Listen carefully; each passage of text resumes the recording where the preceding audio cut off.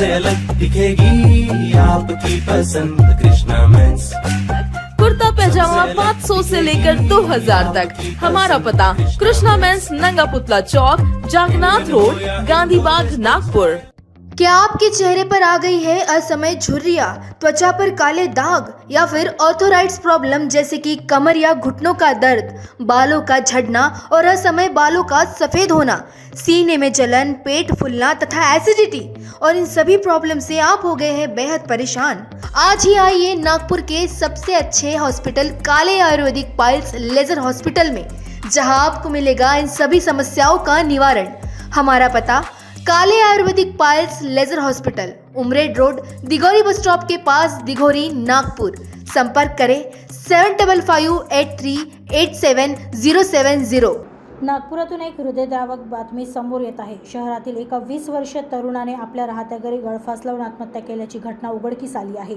आयुष वामन असे या मृत तरुणाचे नाव असून तो स्वीपर कॉलनी, दानागंज परिसरातील रहिवासी होता। मिळालेल्या माहितीनुसार आयुष एका ठिकाणी हाऊसकीपिंगचे काम करत असे। नेहमीप्रमाणे सकाळी 7 वाजता कामावर जाण्यासाठी जेव्हा त्याची आई त्याला उठवायला गेली तेव्हा आयुष गळफास लावलेल्या अवस्थेत आढळून आला।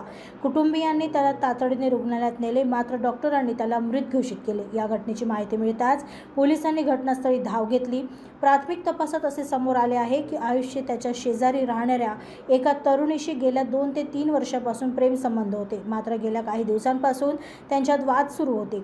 आत्महत्येच्या रात्रीही त्यांचे फोनवर बोलणे झाले होते आणि त्यानंतरच त्याने हे टोकाचे पाऊल उचलल्याचा संशय पोलिसांनी व्यक्त केला आहे। आयुषने आत्महत्या करण्यापूर्वी आपल्या मोबाईलमधील सर्व डेटा डिलीट केला आहे, त्यामुळे पोलिसांनी त्याचा मोबाईल अधिक तपासासाठी फॉरेन्सिक लॅबकडे पाठवला आहे। मोबाईलमधील माहिती समोर आल्यानंतरच आत्महत्येचे नेमके कारण स्पष्ट होईल। रात्रीच्या वेळेला त्याने गळफास लावून घेतला आणि तो देखील एक हाऊसकीपिंगचं काम करतो एका ठिकाणी। त्यासाठी त्याला सकाळी 7 वाजता उठवण्यासाठी आई त्याचा दरवाजा उघडला असता किंवा त्याला ते लटकलेलं दिसून आलं। त्याप्रमाणे त्यांनी त्याला उतरवून हॉस्पिटलला नेला। हॉस्पिटलमध्ये त्याला मृत घोषित करण्यात आलं होतं।